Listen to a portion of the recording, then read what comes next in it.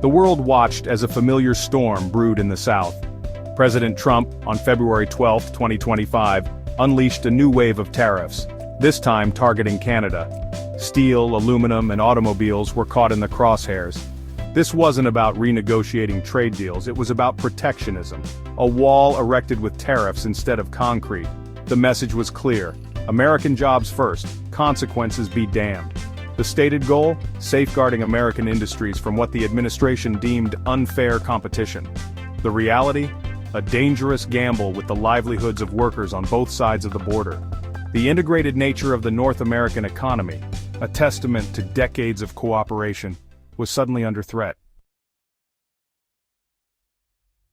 Canada, America's largest supplier of aluminum, felt the blow almost immediately.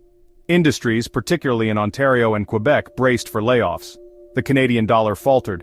Prime Minister Trudeau, facing domestic pressure, denounced the tariffs as unacceptable. Retaliation, he promised, would be swift and targeted. The justification for these tariffs, however, rang hollow north of the border. The fentanyl crisis, while a serious issue, had little to do with Canada. Less than 1% of the illicit fentanyl in the U.S. originated from Canada. Mexico, battling its own cartels, was the primary source. The automotive industry, the backbone of the North American economy, found itself caught in the gears of this trade war. Tariffs on Canadian and Mexican auto parts threatened to disrupt supply chains finely tuned over decades. Ford and GM, giants of the industry, warned of price hikes, factory closures, and job losses. The price tag for the American consumer? An estimated $6,250 increase in the price of a new car. The promise of bringing back manufacturing jobs to the U.S. rang hollow as automation, not tariffs, remained the biggest threat to auto workers on both sides of the border.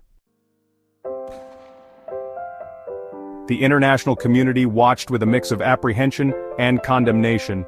The EU, already embroiled in its own trade disputes with the U.S., promised countermeasures. Mexico, while more measured in its response, hinted at retaliation. The consensus was clear: these tariffs were not the answer. As the dust settled, the true cost of this trade war remained unclear. One thing was certain: the interconnected economies of the US and Canada, built on trust and cooperation, were now strained by tariffs and suspicion.